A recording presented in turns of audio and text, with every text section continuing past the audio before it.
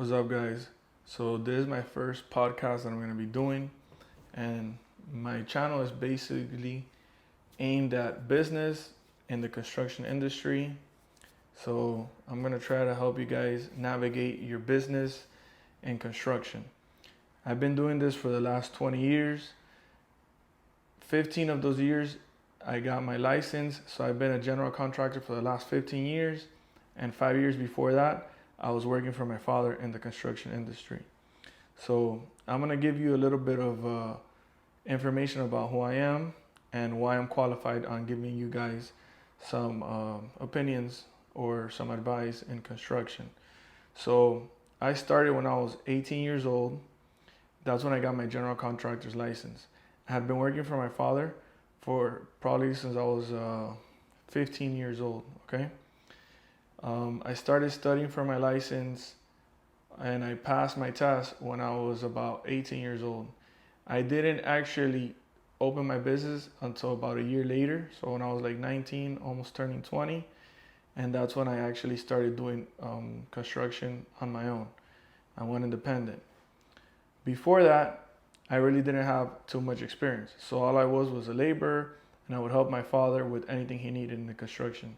Basically, go and pick up his workers, go and drop off materials, go and pick up materials, throw away trash, do demolition, anything you can think of, I did it.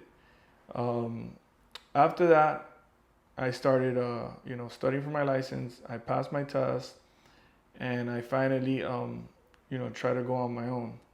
Now, the hard part about that was that I didn't know anybody else that was an actual general contractor, right?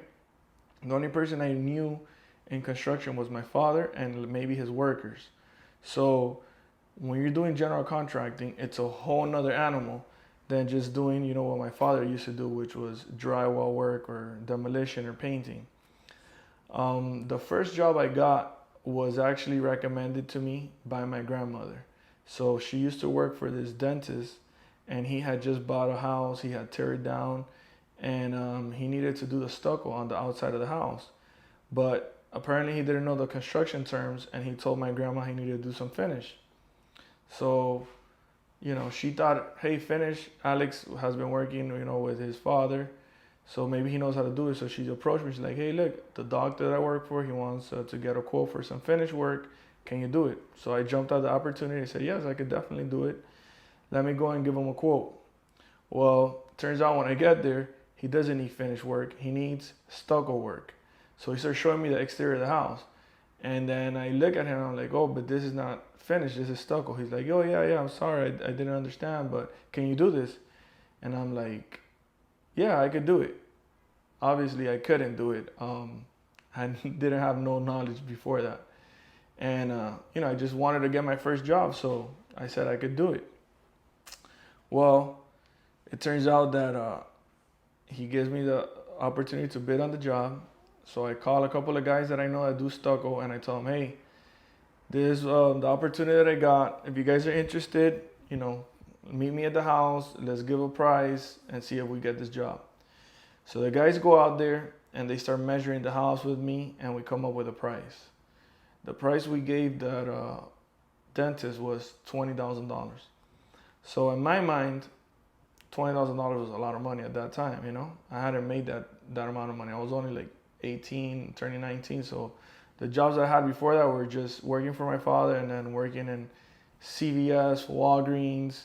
I worked in 9 West putting up shoes in the stock room, and then I worked in the airport. And I had just gotten fired from working in the airport, so I needed to get some work. I had been 6 months without any work. So we gave the dentist that $20,000 job, price for that job. And obviously he took it. Later I come to find out that job should have been around at least $45,000 to $50,000. So obviously I underbid the job. Not only did I underbid it, but I didn't have any equipment to do the job, and I didn't have any money to, start the job without a deposit. Thankfully, the dentist did give me a deposit, and I was able to buy some materials and get the job going. Halfway through the job, the guy that gave me the price realized that he underbid the job. So he kind of fuck themselves. And at the same time, fuck me. So what ends up happening is he quits on me and he doesn't continue working. But I can't do the same for to the dentist because I'm representing my grandmother. So I have to show face. And basically, there's a week that, I can't have anybody going to the house because I couldn't find anyone. So, we started looking everywhere. I told my dad to help me find a stucco guy. We finally get some guys to go out, they're giving me prices way more expensive than what I had. And by a miracle of God, one guy ends up telling me, hey, look, Alex, I'm not working right now. I can help you, just pay me by day. But I told him, well, this job, we can't do it just you and me. We need to have more guys. So he's like, yeah, that's fine. I'll get a couple more guys. Just pay us by day and we'll do it. So I agreed to it. And the problem is with stucco, you can't pay guys by day. You're supposed to pay them, for the job that they're going to do. Like for a whole wall, you pay them and that's their task. They got to do this whole wall and divide the house into different sections. Obviously, I didn't know that. I agreed to pay them by day, so these guys are just like taking their time very slowly. They're not worried about finishing the job fast because they're not getting paid for the section. They're getting paid per day. Eventually, we're like 2-3 weeks in and they haven't finished, and I'm already like basically ate up half of the money to the first guy, so I only have 10,000 left, and then we're like already eating up half of those 10 grand. So I'm getting worried, and I start helping the guys, doing the mix for them, and I basically become a stucco helper at the time. And eventually most of these guys end up quitting as well because I get to I realized that that's not how you pay them. So I went off on them and told them, they were basically robbing me, taking advantage of me, that I didn't know what was going on. But hey, in the construction industry and any industry you get into, you're going to find all types of people. People are going to take advantage of you and people are going to help you, It is what it is. I basically fired them. I stayed with like 2 guys and myself, and we ended up finishing the job. I basically made no money in the job. I was able to finish it with those last $5,000 that were pending. I made zero profit in that job, had a lot of stress, had to work basically for free for like a whole month and a half, okay, as a stucco helper.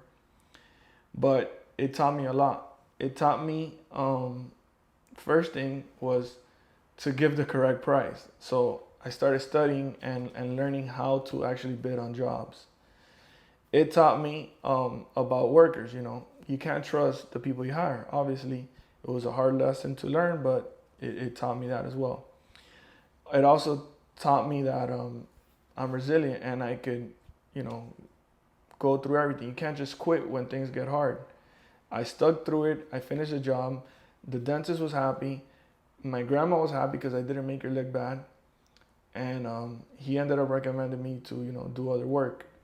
Now, at the end of the day, it was a tough learning experience, but I think about it like if I went to school, When you go to school, you got to pay to learn. Well, I paid to learn how to do stucco.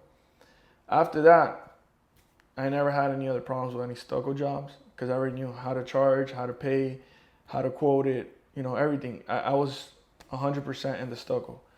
As far as the drywall and the finish and the framing, I already knew how to do that because I had been working with my father, so I knew how to give quotes on that.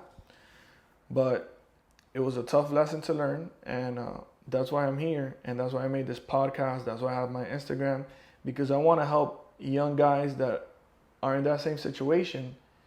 I want to help them learn how not to be in that situation, or be there as a mentor to give them a hand or give them some type of advice, or be able to answer questions that they have and they don't know the answers to because they don't have anybody that could give them the answers. I didn't have anybody that could help me, but now I want to basically help the younger generation by being available to them. I've already helped a couple of guys. I do have a mentorship program on my Instagram account. It's $19.99, and the reason why I did it was for this, to help guys, that are starting out, with any advice or answering questions that they may have. So if you guys are interested, you can follow me on Instagram. I have two accounts. My personal one is a100.ceo, and my business account is Exclusive Builders. Exclusive with an X, so it's Exclusive Builders. And on Instagram, I have my podcast. I have my YouTube channel, which is also A100CEO. I have my Twitter account, which is also Exclusive Builders. So if you guys want to follow me on social media, you could go ahead and do that. You can send me a message. You could ask me any questions. I answer almost all of my DMs. I try to get back to the guys as much as possible. I do give my personal phone number to my subscribers so they can call me, and I can answer any questions they have regarding a job. So if you guys are interested, let's connect. Tell me how this podcast